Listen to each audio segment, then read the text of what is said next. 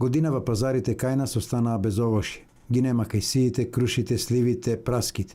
Она што се нуди на тезгите е во сосема мала количина, но по многу повисоки цени од вообичаените.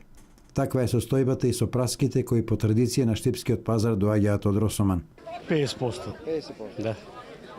Што остана сега? Ова е остаток и гледаш како не се правилни. Оштетено од мразото тоа е. Откуп таму имате откуп? Откуп има. Има.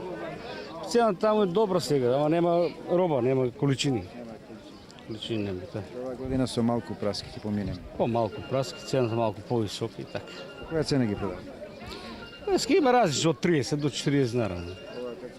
Од измрзнување страда и некои видови сливи кои се продаваат по цена од 40 денари за килограм. Има ли род година?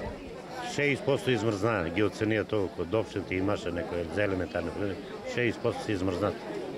Која цена ги дава? 40 динар. Систем за наводнување имате? Капка по капка. Колку годишен е насадот? 7 година му. Да. Раѓа интензивно, добро раѓа. Чачанска рана. Да. Други модри сливи имате? Има Стенли. Стенли има и грчки, ама грчите ништо не остана. 100% измрзнаа. И праски измрзнаа и он.